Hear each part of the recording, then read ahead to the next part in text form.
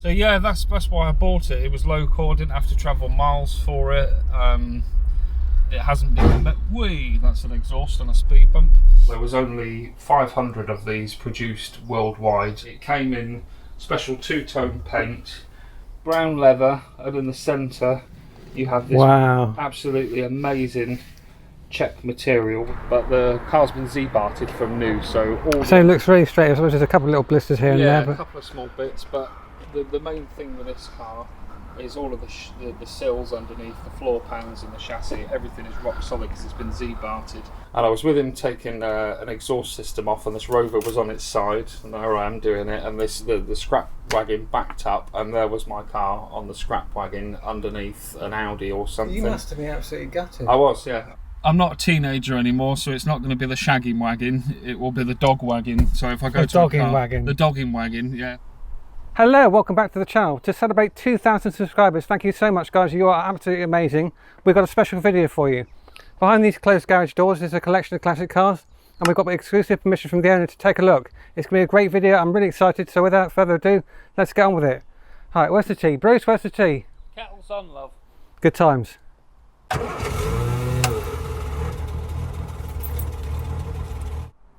Yes guys, so behind these garage doors is a collection of classic Fords owned by my good friend Bruce. You've seen Bruce before on the channel. So where is Bruce? Bruce?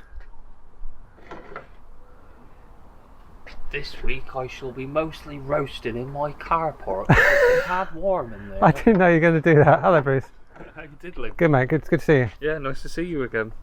Alright, let's get the cam in and see what's behind these doors. Welcome to my lair.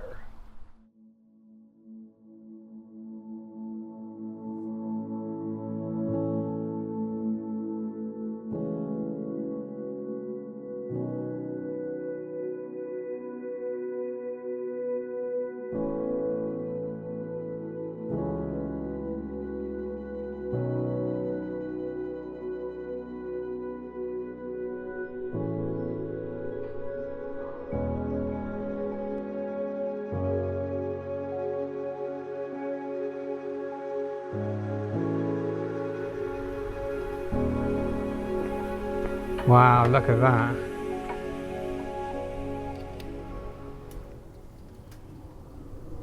Cheers. Chin chin. Now, long-term viewers of the channel will recognise my good friend Bruce. Bruce, you're a bit of a Ford nut. So could you tell us what got you into Fords in the first place? Well, a long time ago when I was 12 years old, I've always been into cars. I've always been a car nut ever since I was a little kid. When I was about 12 years old, I really wanted a Mark I Golf, believe it or not. Yeah. That was what I really wanted. My mum at the time had a 1988 Audi Coupe, a 5-cylinder one. Yeah. And I suppose the car thing's been in my blood since I was a kid. My mum and my dad were both car nuts. Right, so it's in the blood. Yeah, in the blood. My mum was definitely a car person when she was alive, God rest her soul. And the thing with the Ford started when I was about 13 years old. My sister's boyfriend come back, and he just bought himself a new runaround car at the time. And as I said, I always wanted a Mark I Golf, and my sister's boyfriend came back home with a sunburst red 1982 Mark I Fiesta.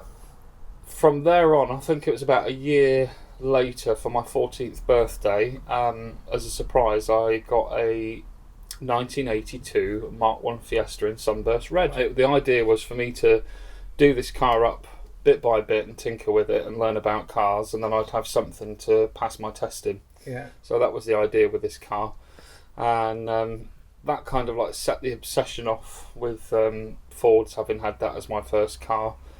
And sadly, my mum passed away when I was about 13 years old, and because my mum wasn't there, I ended up doing things that she probably wouldn't want me to do. So I ended up going. As a teenager does. Yeah, as a teenager does, and I ended up getting a job. This is late 90s in a breaker's yard at the weekends, And it was at the time where things like 80s, 70s and 80s cars were like 10 a penny. They weren't worth anything. Yeah. And we were picking them up left, Good right and times. centre. Yeah, yeah. Back then when they weren't worth anything. And slowly but surely that sort of stretched my obsession with them, because obviously we're picking up a number of different cars, which gave me the opportunity then to try different things on a private road that were coming in for scrap sort of thing. Of course, yeah, that must be amazing to someone at your age. Yeah, lots of fond memories. I mean, I'm talking about breakers yards now when there was none of this health and safety racking, and it was just stuff stacked on top 5 high. Yeah, and so you wanted the wing where you just got 4 cars together. You'd climb up and Yeah. the cars would be like that. You could hear them That's creaking. fine. But that was all part of the fun for me, clambering around these old cars. So after the breakers yard? Yeah, after the breakers yard, I used to go around with my friend Phil from school, and we'd trawl the streets for hours and hours. We'd walk miles and miles and miles, and we'd spot cars that were parked on people's driveways that were covered in crap, flat tyres, no tax on them or whatever. And we'd knock on the door. Oh, you do that? You actually, Knock on the door. And after various different things, I did end up with a few cars, even at 14 years old. I did the naughty thing back in the 90s. I was driving around underage with no licence, no insurance, which I don't condone in any way, by the way. I was a kid let loose, and unfortunately my passion was... Different times. Yeah, different times. You know, you could drive past a police car and it had no ANPR or anything like that on it. So, I ended up, after the Sunburst Red Mark 1 Fiesta, I ended up picking up a gold 1982 X-Reg, might have been 81. So let me stop you. What was your first car you actually bought with your own money? That's what we're coming on to, yeah. So I'll stop interrupting. the first one, as I say, was a surprise, which was from my foster parents for my 14th birthday, which was the Fiesta, which I found, by the way. It was parked on a driveway. Oh, really? And it was about 3 miles from the house, and I went past with my foster parents, and I kept pointing at this car and telling the people that owned the car at the time, said, yes, you can have it, but it's 100 quid.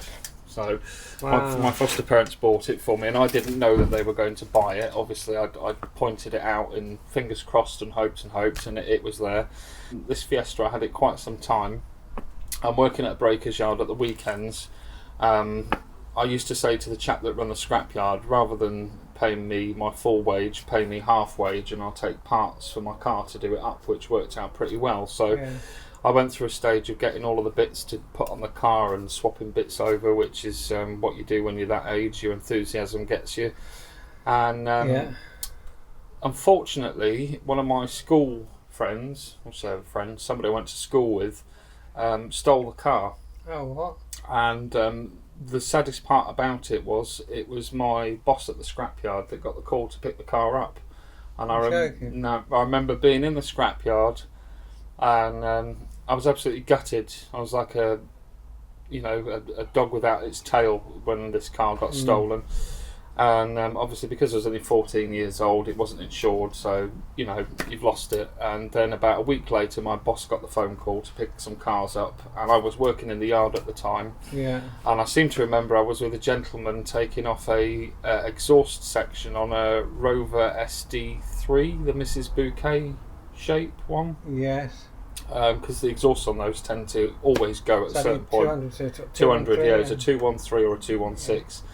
And I was with him taking an exhaust system off, and this Rover was on its side, and there I am doing it, and the scrap wagon backed up, and there was my car on the scrap wagon underneath an Audi or something. You must have been absolutely gutted. I was, yeah. I actually had tears in my eyes when I saw it roll in, and unfortunately whoever nicked it had reversed it full pelt into a lamp post and V'd the back of it in.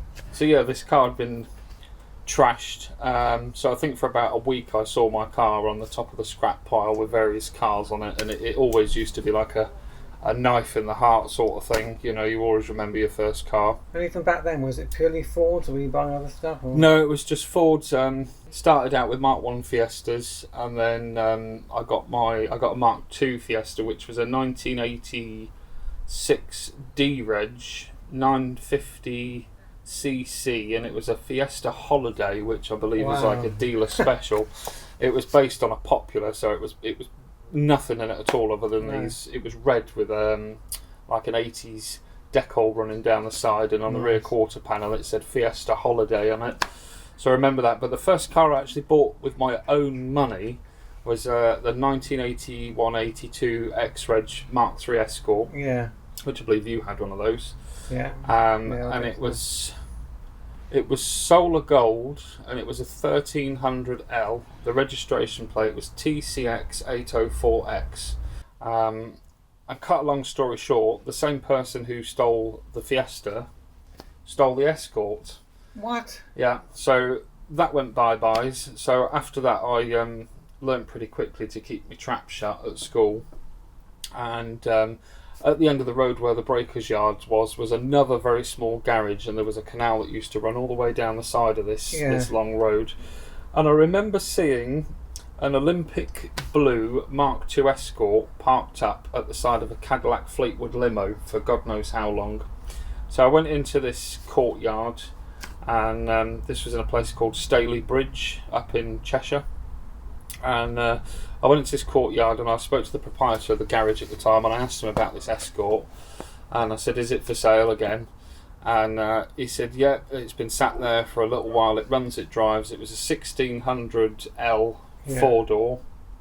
Registration was KLD838V. I've got some pictures of that. The first car I bought with my own money was a Mark. I'd like to drive in a Mark V Escort, which is my granddad's car. I think I've seen pictures of that one. He got that because he wanted an automatic. He had a Granada and a Sierra before then. Yeah, I've seen a picture of you in the Granada. That's right. console. Yeah, there's some bad bass and haircuts coming up, guys. Very 1970s, but that was the same colour as the Sweeney Granada, wasn't it? That's right, yeah. So Reverend bronze would have that been? Copper bronze. Copper bronze, yeah. So he had that, and he always had automatics. Yeah. And when he had a bump in the Sierra, and unfortunately that got written off, so he ended up putting an order in for the brand new Mark V Escort, which was in 1993, I think it was. I'd learned to drive on my provisional license with that car. And the first back in the day, you could go through the free ads and pick up a car for a couple £100. Yeah, bring back those days, please. You know. And there's this Mark III Escort listed. Even at the time of that young age, I liked the older stuff. I just seemed to be more drawn to it. Yeah. So around the corner, there's this Mark III Escort for £325. So I went around and saw that and promptly bought it because it was on the road and I just wanted the car at the time. Yeah, yeah. It was crystal green TJT803X. I think there's a couple of pictures of it might be coming up soon, guys.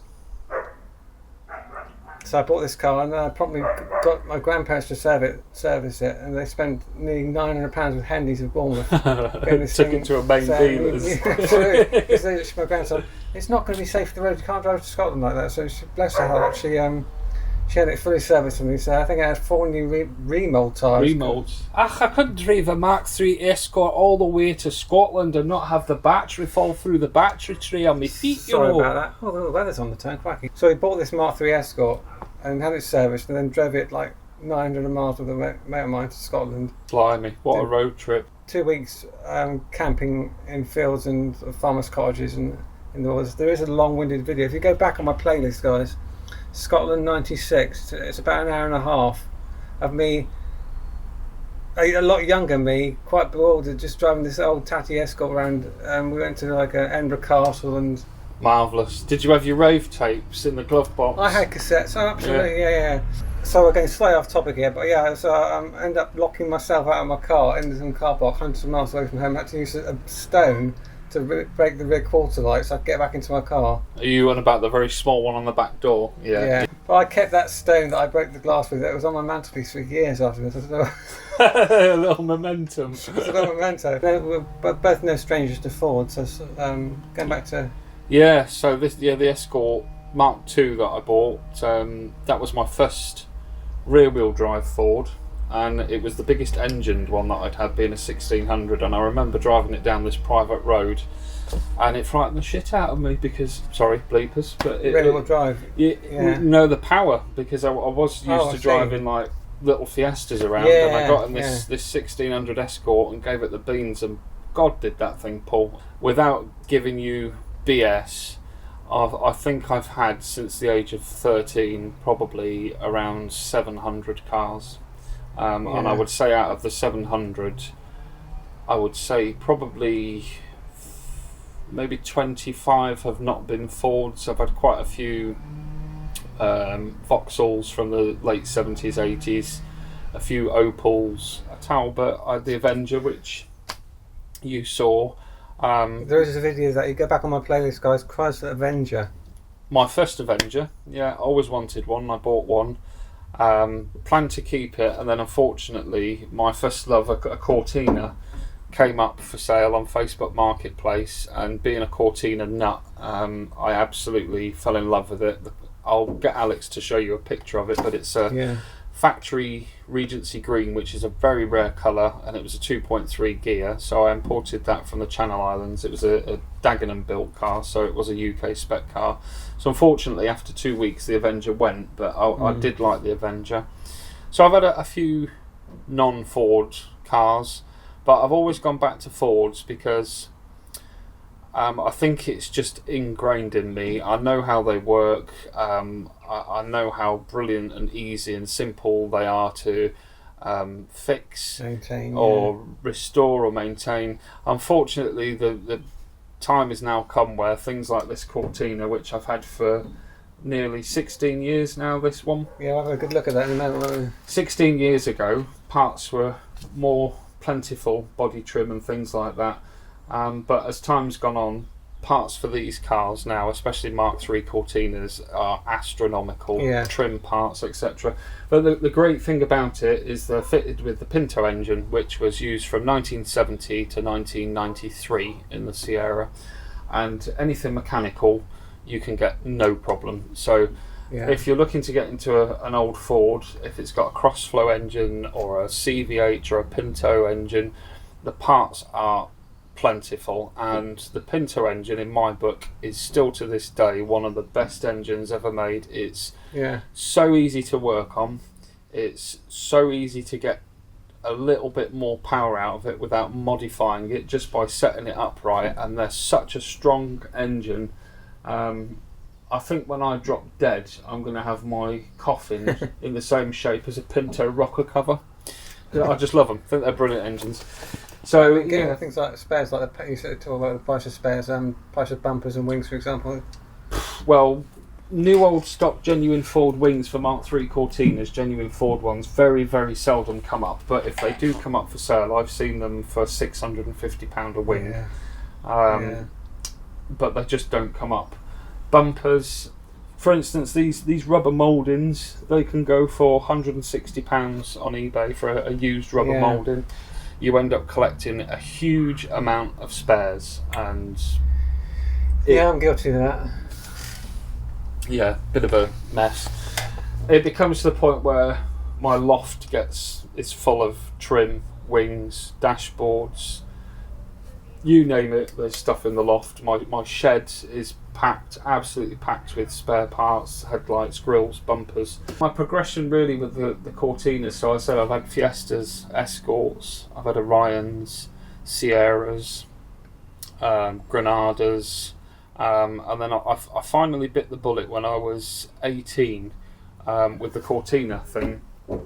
So I'll explain why I've got quite a few Cortinas. I got my first one when I was 18, and it was a tawny brown 1971 1600 GXL. I'll get Alex to put the picture in. Yeah, so I'm a very nostalgic person, so anything that'll bring back old memories and times gone by sort of thing, and the way that people appreciate these old cars always brings a smile to my face. So let's start with this one, which is obviously we can see it on camera. It's another Mark III, but tell us more about it. Yes, so this is my 1974 Mark III Cortina 2000E in Ford's purple velvet metallic with the rare cloud grey interior.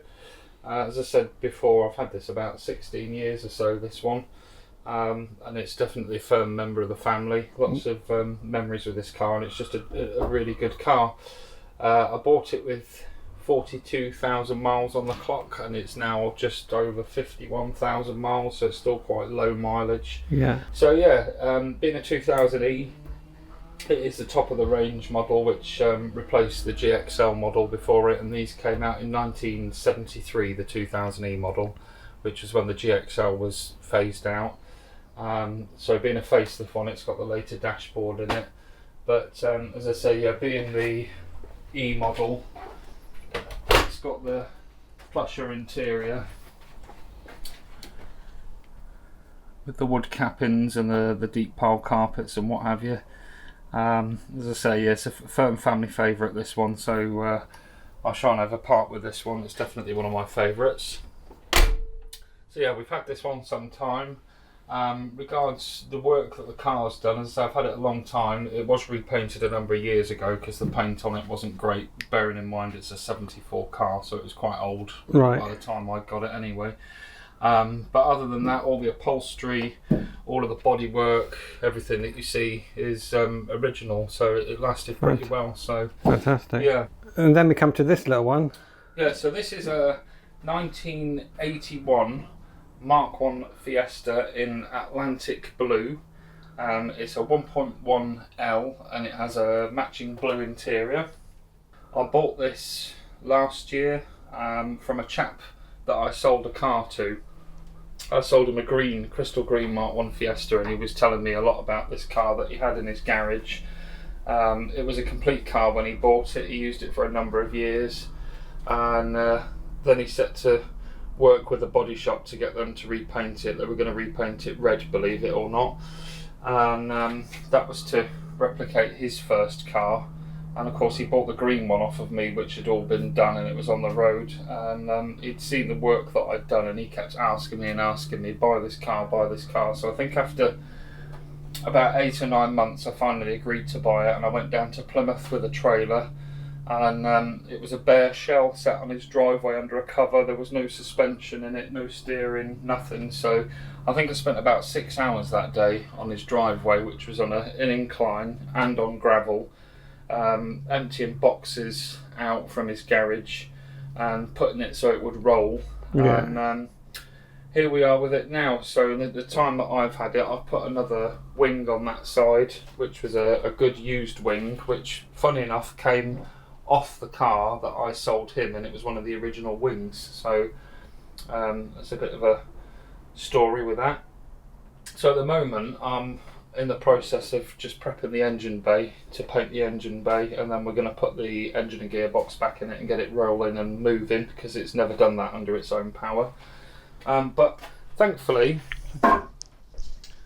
the shell is in remarkable condition. It looks a bit of a tip at the moment, but all of the sills, the wheel arches, the floor pans are absolutely mint, as you like. And I'm hoping to get it done, and this will take over from my CAPRI as being my daily driver. This is the going to be the eventual daily driver once it's done.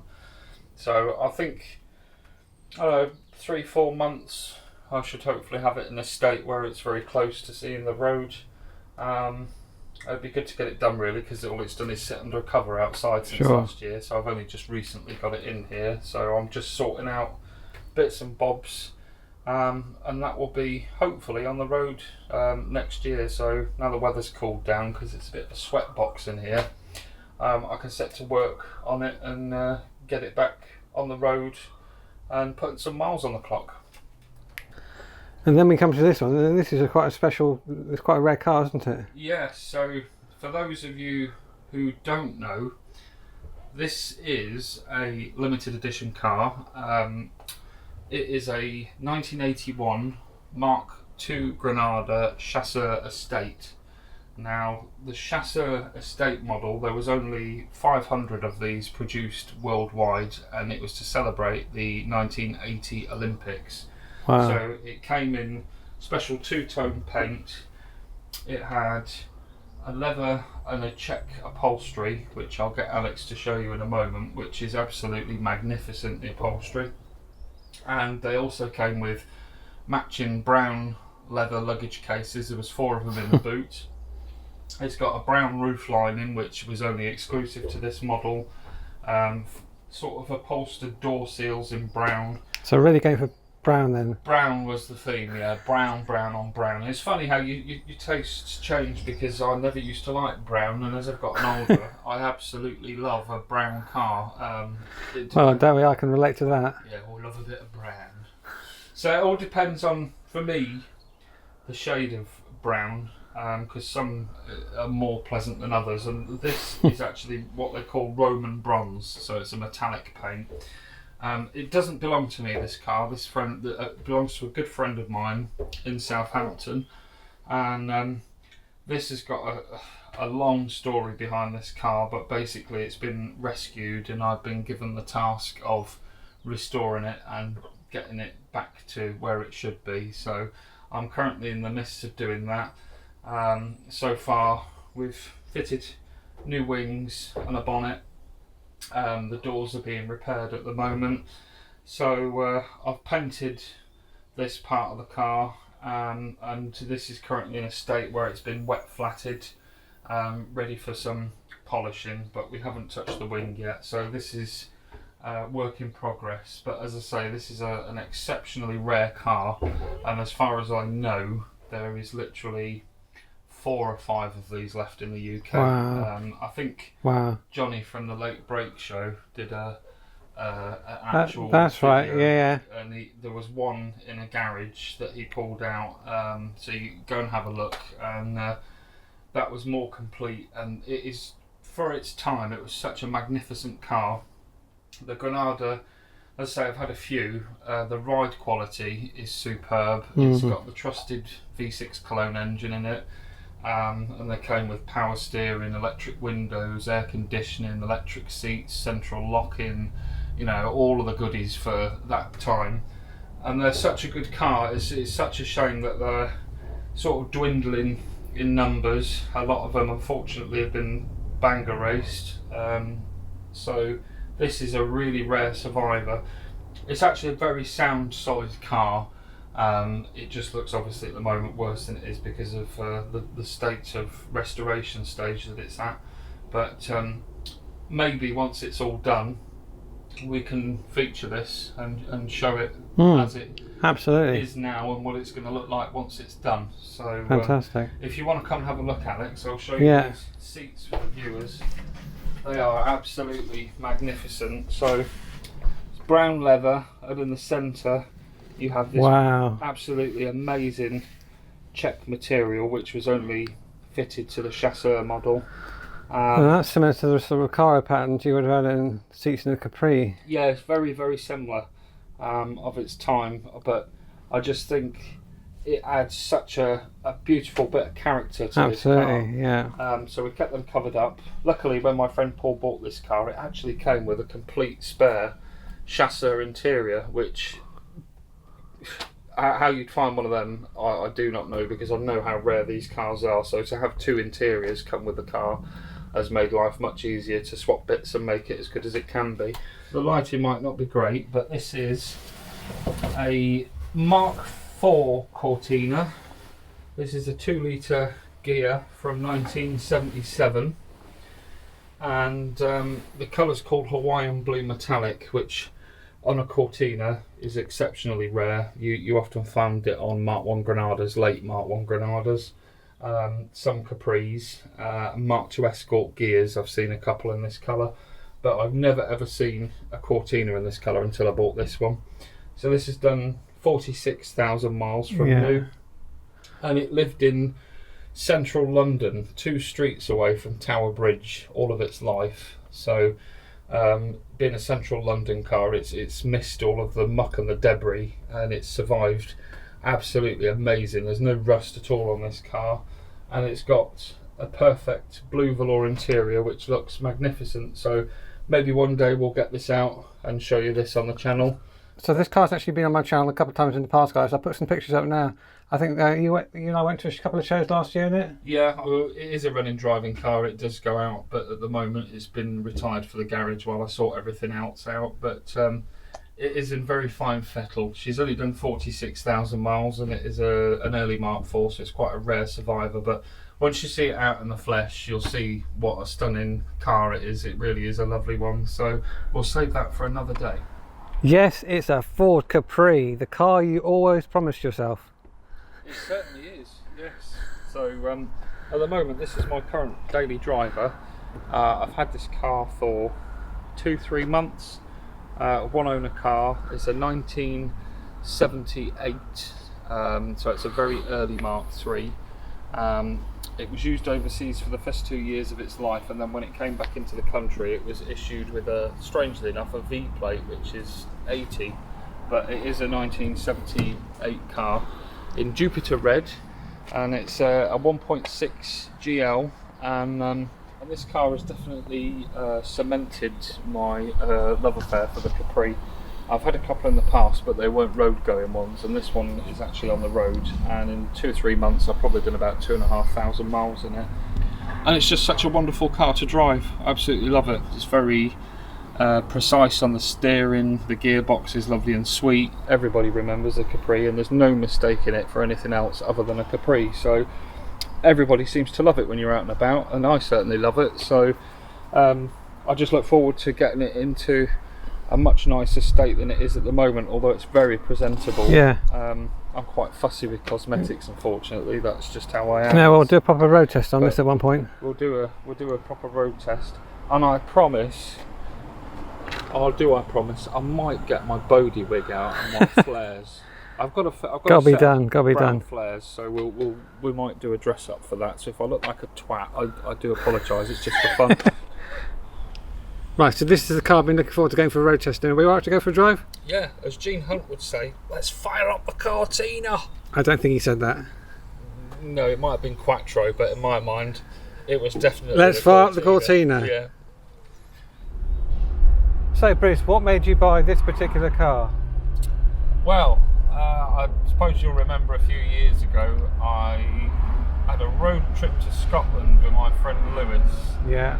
And I picked up a 1973 Mark III Cortina XL Estate. I had that as my daily runner for a while, and stupidly I sold it. And I've had quite a few Cortina estates, but that was my first Mark III estate.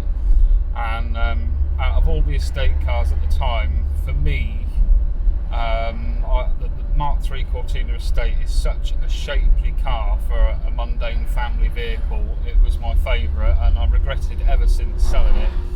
And I always thought, I promised myself that if I could get the chance to get another decent Mark III estate, I'll buy one. And this one came up, I've known about it for about a year and a half. When it originally came up for sale, it just wasn't the right time to purchase it, because I've got quite a few vehicles and I wanted to make sure that I had room to keep it. So luckily, a friend of mine in Bournemouth locally bought it, and ever since he's had it, I've made lots of passing comments about, oh, you're looking after my Cortina estate for me, and it'll come to me one day. And about 4 weeks ago, I managed to seal the deal and get hold of it, and quite remarkable really. So yeah, this car was sat in a garage for the best part of nearly 4 decades. Was it really? Wow. And it's a one owner car, and when it was locked away, it had 12,500 miles on the clock. Good Lord, do you know the reasoning behind that? Or? Basically, the chap that bought it, his brother worked at the Ford dealership where this came from, and he bought the car. His brother got him a good deal on it, but his main transport was a van, which was his business vehicle and his main transport, and he kind of kept this just for best, if you like, and seldom used it. And I think unfortunately he passed away, and it was left in the garage. The family obviously kept hold of it, and after just short of 4 decades, they decided it was finally time to pull it out the garage and sell it on. So yeah, as I said, it done just under 13,000 miles, 12,500 miles, and it's just on 13,300 miles now. So I mean, you can tell the mileage on this car is genuine, because it just feels and drives like a new. It does, yeah. Cortina. It does. I've had a lot of Cortinas, and there's a lot of signs on this. I mean, bear in fact, if I didn't have all of the history and all the knowledge behind it, you'd have to take it on face value. Is it genuine mileage? And it is absolutely the genuine mileage. There's no doubt about that. To drive it does feel just like a brand new Cortina would have done back in the day. It's very, very smooth. It's very quiet. There's no knocks or whines in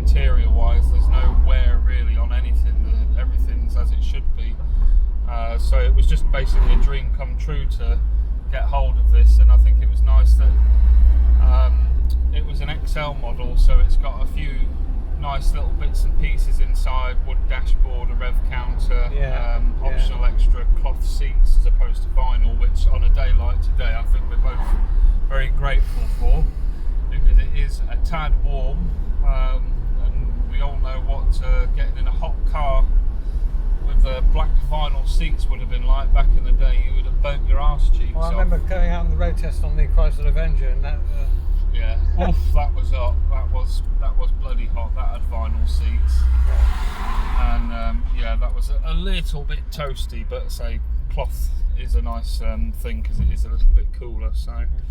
So yeah, that's why I bought it. It was local. I didn't have to travel miles for it. It hasn't been that's an exhaust on a speed bump. It hasn't been messed with. And it's totally original, which is what I like. I don't like stuff that's been messed around with. yeah.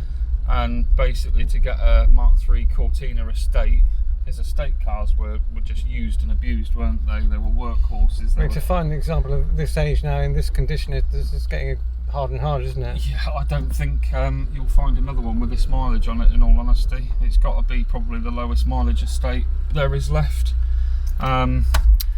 So yeah, that's basically why I bought this, and so I've only had it a few weeks, but there's a couple of plans to do with it. Nothing drastic, but it's certainly going to be a keeper. Yeah. And basically just a dream come true really to buy this for me, because as Alex will tell you, I am an absolute Ford nut, so it's He is just a bit, yeah. ticked all of the boxes really. And I've got all of this space in the back. I'm not a teenager anymore, so it's not going to be the shagging wagon, it will be the dog wagon. So if I go The to dogging a car, wagon. the dogging wagon, yeah, we got a horn. Yeah, the horn does work, so if I go in a car park, we can give a quick toot and flash our lights. There's no headrest, so you'll be able to get your legs up easy, but I digress. Oh.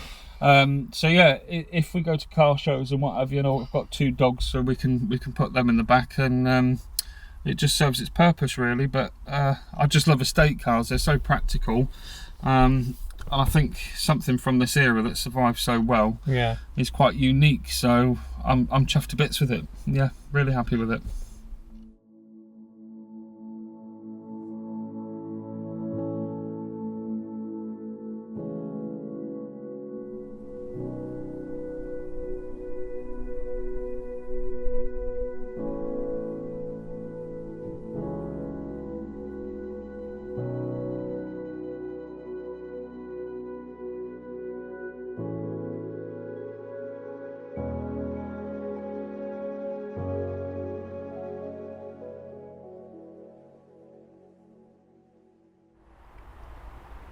So here we have it, guys. This is a 1976 Mark III facelift 1600 XL in beautiful original condition, completely unmessed with, unrestored, with genuine mileage. A credit to its previous owner. Obviously the storage, the length of time in storage obviously saved it from the weathers of the time, but yeah, what a beautiful original car.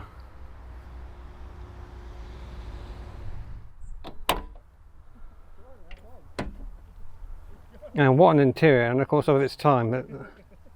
The wood on the dash, switchgear, completely beautiful unmarked interior. Hasn't the velour worn well? Ooh. So Bruce is just going to show us the power plant, the 1.6 Pinto, of course. A very long-lived, very reliable engine. It certainly is. Unfortunately, the near on 40 odd years of storage in a council garage has taken its toll on some of the paint, but I'm not too stressed about that because I've got the paint to do the car. So at some point I am going to paint under there and do what needs doing, but the main thing is it is absolutely original. Of course, yeah, welded, so, what a thing. Yeah, for a near on 50-year-old, it's survived pretty well.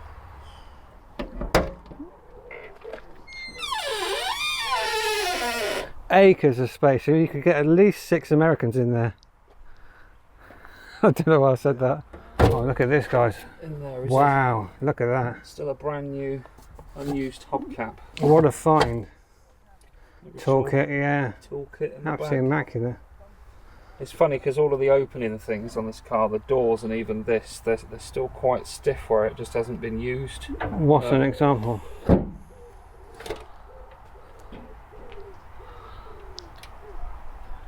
Well, that's going to do it, guys. Thanks ever so much for watching. Thank you to the 2,000 of you now subscribing to the channel. You're absolutely amazing. I'm blown away. Thank you so much. And also thank you to Bruce for showing me his wonderful collection of cars today. Right, that's going to do it for this video. Thank you ever so much for watching, like I said. And I shall see you soon with some more content. Take care.